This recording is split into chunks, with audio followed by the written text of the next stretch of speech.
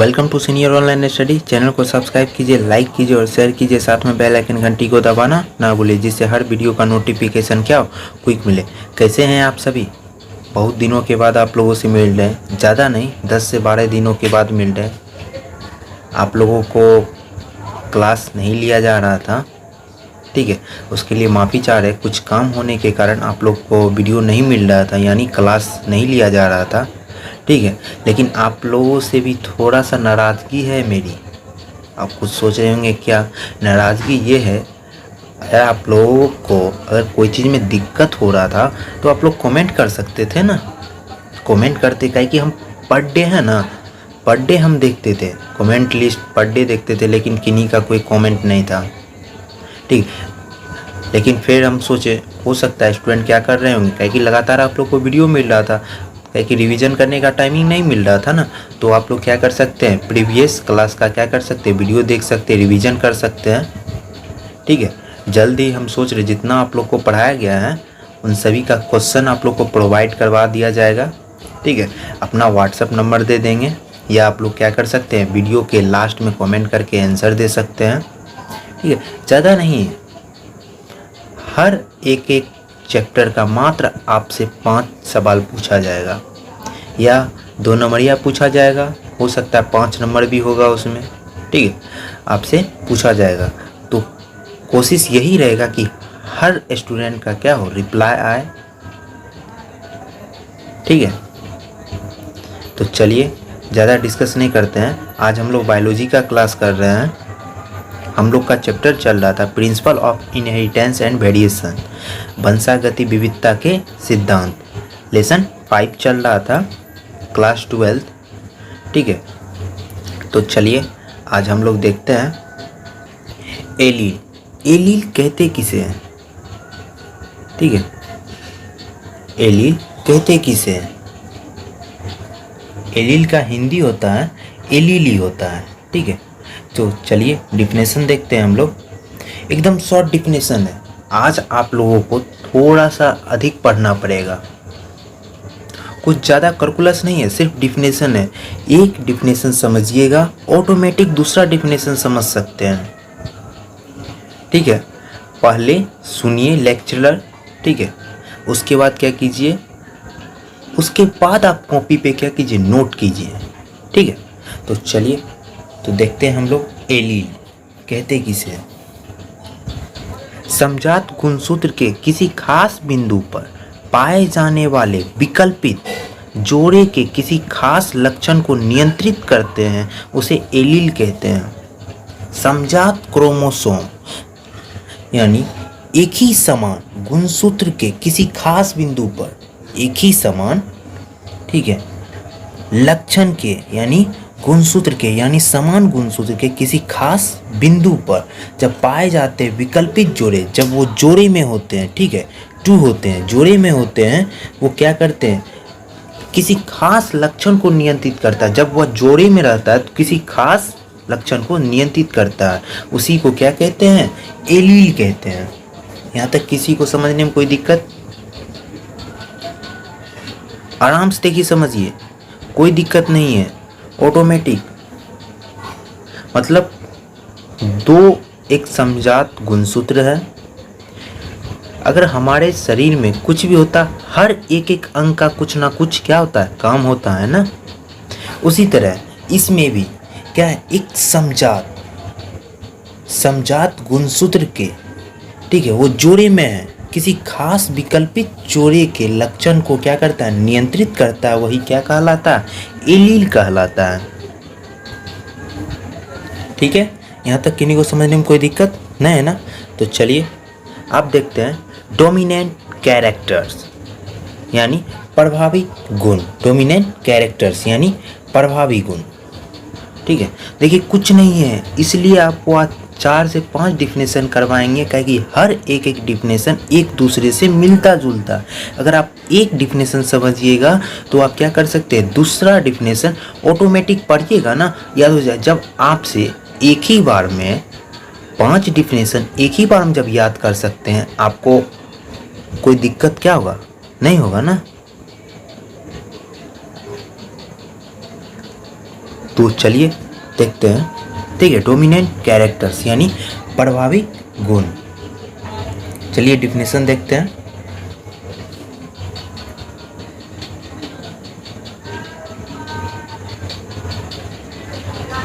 दो विभिन्न प्रजाति के संकरण के बाद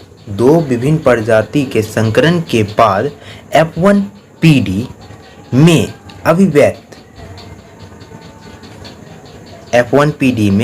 अभिव्यक्त होता है तो उसे क्या कहते हैं? प्रभावी गुण कहते हैं।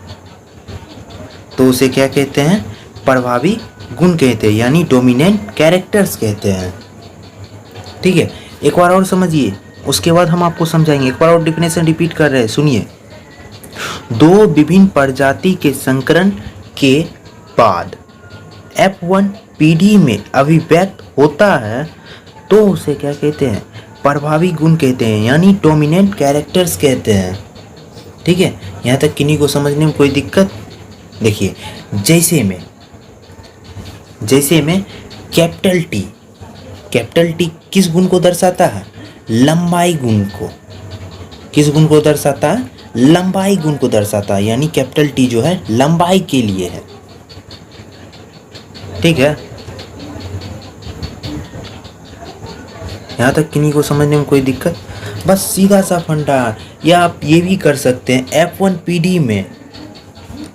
F1PD में जो लंबा गुण को दर्शाता है वही क्या है? मेरा डोमिनेंट कैरेक्टर्स है।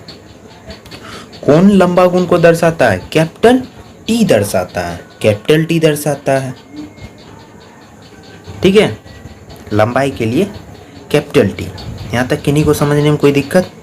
कोई दिक्कत नहीं, बस डिफिनेशन समझिए, एग्जाम्पल दिया हुआ ऑटोमेटिक आप समझ जाइएगा, ठीक है। यहाँ तक किन्हीं को कोई दिक्कत हो तो आप कमेंट लिस्ट में जाके क्या कर सकते हैं? जिस टॉपिक में दिक्कत हो उस टॉपिक का नाम लिख के, जो भी दिक्कत हो, डिफिनेशन में हो, याद करने में दिक्कत हो, समझने में दिक्कत हो, कमेंट किया कीजिए। आपके कमेंट से ही हमें पता चलता है कि स्टूडेंट को क्या अच्छा लग रहा है, क्या गलत लग रहा है, ठीक है। वैसे तो आप मेरे साथ तो है नहीं ना, क्लास में आप प्रेजेंट है ना? नहीं है ना? तो आप क्या कर सकते हैं? फेस टू फेस बोल सकते हैं, जिसके कारण कि आप क्या कर सकते हैं? सिर्फ आप कमेंट लिस्ट में कीजिएगा तो आपका रिप्लाई जरूर दिया जाएगा, ठीक है। कुछ गलत कमेंट नहीं कीजिएगा जिसके कारण हम क्या कर सके? रिप्लाई ना दे सके। सिर्फ पढ़ाई से रिलेटेड आप क्या कर सकते हैं? कमेंट कर सकते हैं, टॉपिक से रिलेटेड कमेंट कर सकते हैं, ठीक है। तो चलिए आगे नेक्स्ट टॉपिक चलते हैं हम लोग। चलिए, रिसियोसिव कैरेक्टर्स यानी अप्रभावी गुण।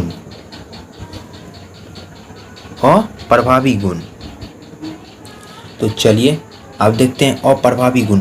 कुछ नहीं है इसमें भी, बस थोड़ा सा चेंजिंग है। जैसा आप लोग को डोमिनेंट कैरेक्टर था उसी तरह क्या है? अप्रभावी गुण है। तो चलिए देखते हैं, डिफिनेशन देखिए।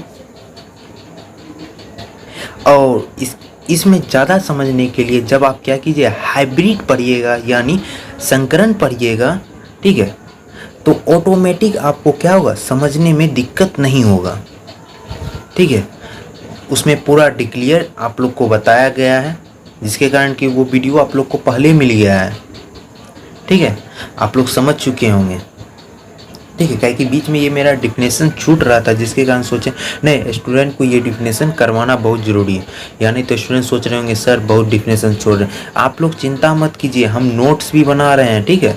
आप लोगों को हो सकता है कुछ हम पॉइंट वाइज पॉइंट क्या कर रहे हैं? डिफिनेशन भी निकाल रहे हैं और ऑब्जेक्टिव भी बना रहे हैं, ठीक है। आप लोगों को जल्द से जल्द क्या करेंगे? आप लोगों को वीडियो के डिस्क्रिप्शन में, ठीक है, आप लोगों को PDF के रूप में मिल जाएगा, ठीक है, प्रोवाइड करवाया जाएगा। तो आप लोग को क्या किया जाएगा? सूचना दे दिया जाएगा, ठीक है। उसके लिए चिंता नहीं करना है, सिर्फ आपको मन से तैयारी कीजिए। जितना वीडियो आप लोग को दे दिया गया, जितना आप लोगों का क्लास ले चुका गया है, तो आप लोग क्या कीजिए? बैक क्लास का नोट्स याद कर लीजिए, ठीक है।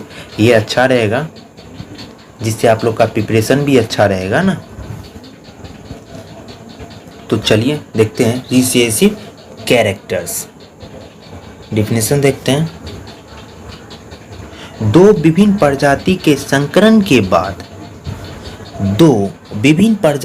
संकरण के बाद F1 पीढ़ी में अभिव्यक्त नहीं होता है, उसे क्या कहते हैं? रिसेसिव कैरेक्टर यानी अप्रभावी गुण कहते हैं।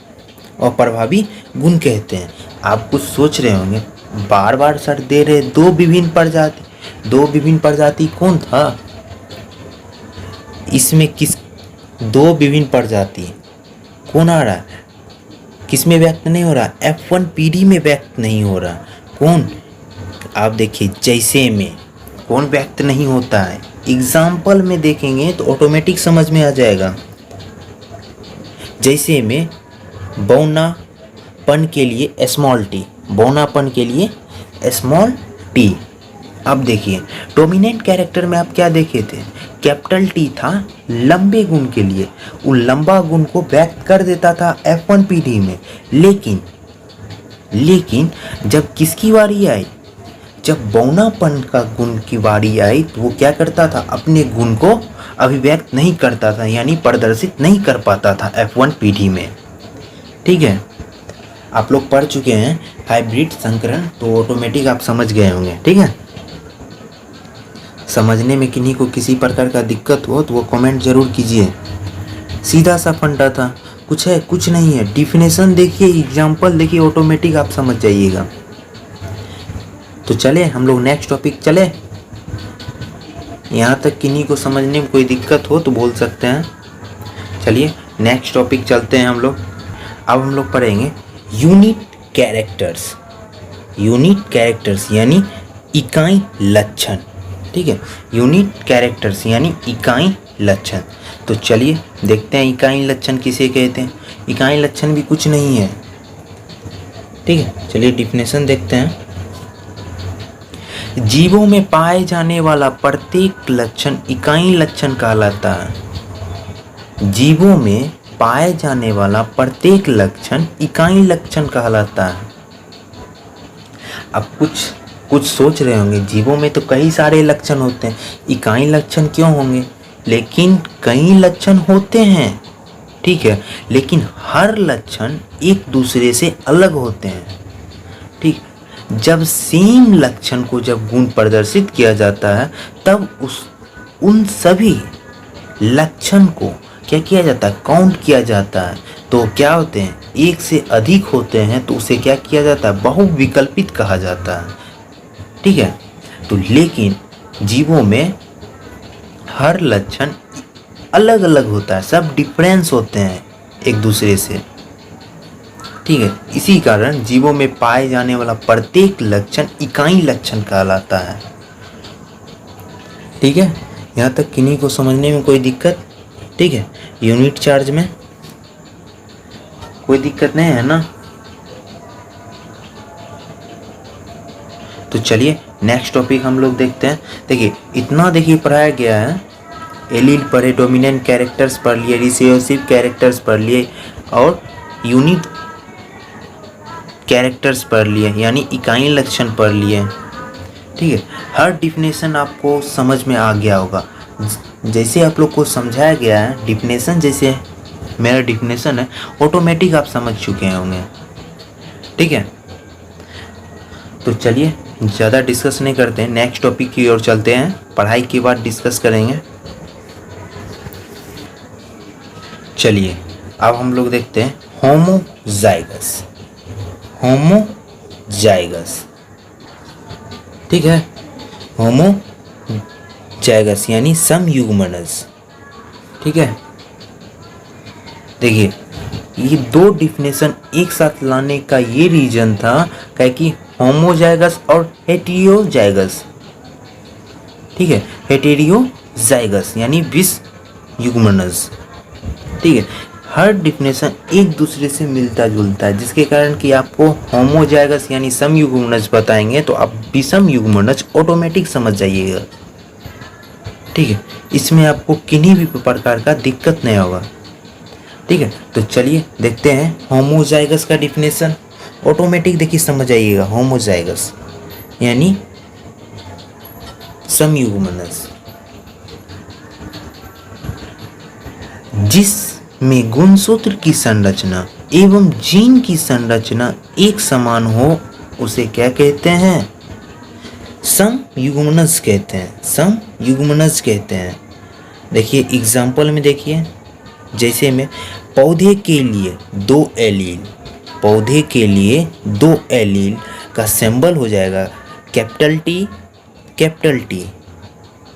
ठीक है, यानी समयुग्मनज गुण को कौन दर्शाता है? लंबा पौधा। ठीक है, लंबा पौधा जो है मटर का, वो क्या करता है? समयुग्मनज गुण को दर्शाता है।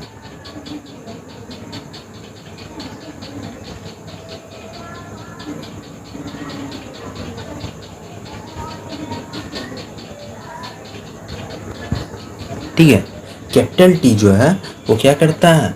दो पौधे के एलील को क्या करता है? दर्शाता है। ठीक है, यहाँ तक किन्हीं को समझने में कोई दिक्कत? ठीक है, होमोजाइगस समझ गए? एक बार और रिपीट कर रहे हैं, समझिए। जिसमें गुणसूत्र की संरचना एवं जीन की संरचना दोनों क्या हो? एक समान हो। ठीक है, वही क्या कहलाता है? होमोजाइगस। जैसे में क्या है? पौधे के लिए दो एलील कैपिटल टी, ये क्या करेगा? होमोजाइगस गुण को दर्शाएगा, यानी समयुग्मनज गुण को दर्शाता है। ठीक है, यानी होमोजाइगस अगर आपसे ऑब्जेक्टिव में पूछ दिया जाए तो डबल कैपिटल टी होगा, वही क्या करेगा? होमोजाइगस, यानी समयुग्मनज गुण को दर्शाता है। ठीक है, अब देखिए हेटेरोजाइगस यानी विषम युग्मनज, जिसमें अब देखिए, ये देख लिए ना होमोजाइगस, देखिए इसमें थोड़ा सा अंतर है, कुछ नहीं है। जिसमें गुणसूत्र की संरचना एवं जीन की संरचना भिन्न भिन्न हो, यानी डिफरेंस हो। ठीक है, उसे क्या कहते हैं? विषम युग्मनज कहते हैं। उसे क्या कहते हैं? विषम युग्मनज कहते हैं। जिसमें गुणसूत्र की संरचना, जीन की संरचना क्या हो? भिन्न भिन्न हो, डिफरेंस हो, तो वही क्या कहलाता है? विषम युग्मनज कहलाता है। जैसे में क्या है? लंबाई के लिए allele capital T small T. आप हाइब्रिड में पढ़ चुके थे, जब संकरण कराया जाता है यानी क्रॉस कराया जाता है तो लंबा और बौना पौधा के बीच जब क्रॉस होता है तो उनसे जब उत्पन्न जो होता है गुणसूत्र, ठीक है, तो वो क्या होता है? कैपिटल टी और स्मॉल टी। ठीक है, कैपिटल टी स्मॉल टी होता है। ये किस गुण को दर्शाता है? लंबा गुण को दर्शाता है। जिसके इसमें क्या होता है? कैपिटल टी जो है किस पे? बौना गुण पे हावी रहता है, यानी बौना गुण को दबा देता है, अपना गुण को प्रदर्शित करता है। कौन? लंबा पौधा। ठीक है, यहाँ तक किन्हीं को समझने में कोई दिक्कत, किसी भी प्रकार का कोई दिक्कत हो तो वह कमेंट कर सकते हैं। ठीक है, जहाँ तक पता आप लोगों को किसी भी प्रकार का दिक्कत नहीं होगा। ठीक है, तो आज यहीं तक रहने देते हैं। जैसा कि आप लोग को पता है कि वीडियो के नोटिफिकेशन यानी टाइटल बार में आप लोग को पता होगा कि इंडियन नेवी और एयरफोर्स का भी तैयारी करवाया जाएगा हमारे चैनल के माध्यम से। ठीक है, जो स्टूडेंट 10th पास कर चुके हैं वो क्या कर सकते हैं? इंडियन नेवी MR का फॉर्म भर सकते हैं, जिसका तैयारी हमारे चैनल के माध्यम से आप लोगों को करवाया जाएगा। ठीक है, बहुत जल्द आप लोगों को वीडियो भी प्रोवाइड करवाया जाएगा, ऑब्जेक्टिव प्रिपरेशन करवाया जाएगा। ठीक है, जितने भी स्टूडेंट होंगे 10th पास कर चुके होंगे वो क्या कर सकते हैं? इंडियन नेवी MR का फॉर्म भर सकते हैं। ठीक है, जुलाई में आएगा, जुलाई से अगस्त तक फॉर्म आने की संभावना है। ठीक है, लेकिन कुछ सोच रहे होंगे कोरोना के कारण तो देश में तो नहीं आएगा, लेकिन नहीं, ऐसी बात नहीं है, इंडियन नेवी का फॉर्म आएगा। ठीक है, हो सकता है एग्ज़ाम बाद में लिया जाए, लेकिन फॉर्म आने की संभावना है। जुलाई से अगस्त के बीच में आ जाएगा। ठीक है, जिसका प्रिपरेशन करवाया जाएगा। ऐसे तो एग्ज़ाम सितंबर से लेकर अक्टूबर के बीच में हो जाता है। ठीक है। लेकिन इस माहौल में कोरोना के चलते हो सकता है एग्ज़ाम आप लोगों का बाद में भी लिया जा सके, लेकिन ये फिक्स है फॉर्म जुलाई से अगस्त तक में आएगा। अब एग्ज़ाम कब हो ना हो उससे नहीं ना, आप लोगों को प्रिपरेशन करना है, उसका तैयारी हमारे चैनल के माध्यम से रेगुलर आप लोगों को वीडियो प्रोवाइड किया जाएगा। ठीक है, तो क्या कीजिए, इसके बारे में ज़्यादा से ज़्यादा स्टूडेंट को शेयर कीजिए। ठीक है, जिससे क्या हो, ज़्यादा से ज़्यादा स्टूडेंट जुड़े और लाभ उठा सके। इसमें कोई भी रुपया नहीं लिया जाएगा, फ्री ऑफ कॉस्ट पढ़ाया जाएगा। ठीक है, और नोट्स भी दिया जाएगा और कुछ नोट्स जो प्रोवाइड भी किया जाएगा। ठीक है, वीडियो के टाइटल बार में आप लोग को पीडीएफ दे दिया जाएगा, जो क्या कर सकते हैं आप लोग प्रिपरेशन कर सकते हैं। ठीक है, तो आप लोग को ऐसा तैयारी किया जाएगा जो आपका क्या हो, एग्ज़ाम क्या करे, सेटिस्फाई कर ले, यानी पास हो जाए, वैसा प्रिपरेशन करवाया जाएगा। ठीक है, और हमारे द्वारा तो पूरा जोर रहेगा ना, आप लोग को क्या किया जाए, कंपटीशन एग्ज़ाम निकाल दिया जाए। अब कुछ मेहनत आप लोग का भी होगा ना। अब ये नहीं है हम पढ़ा रहे हैं, आप लोग पढ़ रहे हैं कि नहीं पढ़ रहे हैं, वो तो आप लोगों पे डिपेंड कर रहा है ना। मेरा फर्ज है पढ़ाना, आपका काम है पढ़ना। ठीक है, इसके बारे में ज़्यादा से ज़्यादा स्टूडेंट को शेयर कीजिए। ठीक है, और एयरफोर्स का एग्ज़ाम के बारे में कोई नोटिफिकेशन नहीं है, जैसा कि आप लोग को पता है कि इंडियन नेवी का भी तैयारी करवाया जाएगा हमारे चैनल के माध्यम से, और एयरफोर्स का भी। ठीक है, अभी एयरफोर्स का कोई नोटिफिकेशन नहीं आया, नोटिफिकेशन आने के बाद तैयारी करवाया जा सकता है।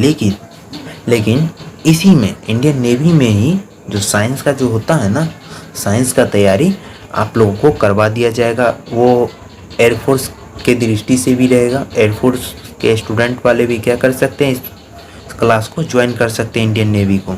ये ना कि वो इंडियन नेवी का है, एयरफोर्स का सर अलग पढ़ाएंगे, ऐसा नहीं है। साइंस में एक ही चीज़ होता है। ठीक है, और मैथ थोड़ा चेंज है। जो 12th के स्टूडेंट होंगे वो तो मैथ पढ़ रहे होंगे, उनके लिए तो अच्छी बात है। ठीक है, या जो 12th पास कर चुके हैं वही क्या कर सकते हैं, एयरफोर्स का फॉर्म भर सकते हैं। ठीक है, जो अभी वर्तमान में परसेंट हैं वो फॉर्म नहीं भर सकते हैं, वो एयरफोर्स का नहीं भर सकते हैं, लेकिन आप इंडियन नेवी एमआर का फॉर्म भर सकते हैं। ठीक है, उसका तैयारी हमारे चैनल के माध्यम से करवाया जाएगा। तो कोशिश कीजिए ज़्यादा से ज़्यादा स्टूडेंट जुड़े, तो हम भी क्या करेंगे, लगातार वीडियो प्रोवाइड करवाया जाएगा। ठीक है, तो उसके लिए आप लोग को चिंता नहीं करना है। अगर ज़्यादा से ज़्यादा जितना ज़्यादा स्टूडेंट, अधिक से अधिक स्टूडेंट अगर जुड़ेंगे हमारे चैनल पे, तो मेरा भी फ़र्ज़ बनता है पर डे आप लोगों को वीडियो क्या किया जाए, प्रोवाइड करवाया जाए। ठीक है, वो तो आप लोगों पे डिपेंड कर रहा है कैसे आप लोग कीजिएगा। ठीक है, अगर कुछ गलत लगा हो तो आप लोग कमेंट कर सकते हैं। ठीक है, ये बात याद रखिएगा, जो स्टूडेंट अभी वर्तमान में 12th में हैं या जो 12th पास कर चुके हैं, वो व्यक्ति अगर इंडियन नेवी एमआर का अगर फॉर्म भरना चाहते हैं वो भर सकते हैं। ठीक है, उसमें कोई दो राय नहीं। लेकिन इंडियन नेवी के कुछ बेसिक आप लोगों को वीडियो बना के अपलोड कर दिया जाएगा, जो आप लोग क्या कर सकते हैं, समझ सकते हैं। ठीक है, तो आज यहीं तक रहने देते हैं।